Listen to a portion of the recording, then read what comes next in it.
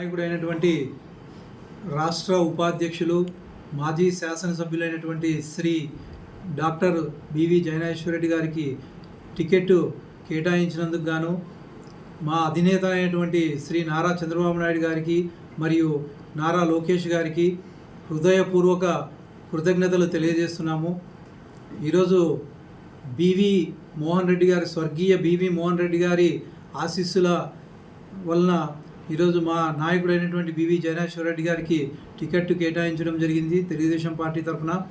మరి అలనాడు బివి మోహన్ రెడ్డి గారు స్వర్గీయ బివి మోహన్ రెడ్డి గారు చేసిన అభివృద్ధి పనులు మరియు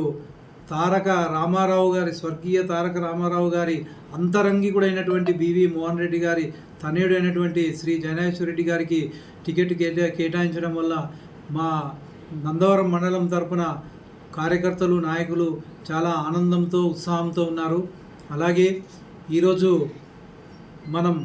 మనమంతా కలిసి నందవరం మండలం తరపున మరియు ఎమీనూర్ నియోజకవర్గం తరపున కలిసికట్టుగా పనిచేసి ఈరోజు మా నాయకుడైనటువంటి శ్రీ జయనాశ్వరరెడ్డి గారికి ఖచ్చితంగా అఖండ మెజారిటీతో గెలిపిస్తామని చెప్పేసి మేమంతా ఈ పత్రికాముఖంగా తెలియజేస్తున్నాము. అలాగే ఈరోజు సూపర్ 6 పథకాలతో ప్రజల్లోకి వెళ్తున్న తెలుగుదేశం పార్టీ మరియు జనసేన పార్టీ మరియు బీజేపీ కూటమితో కలిపి ఎన్డీఏ కూటమితో కలిపి ఈరోజు వైఎస్ జగన్మోహన్ రెడ్డి యొక్క ప్రభుత్వాన్ని గద్దెదించాలని చెప్పేసి ప్రజలు కూడా ఎంతో తహతహలాడుతున్నారు.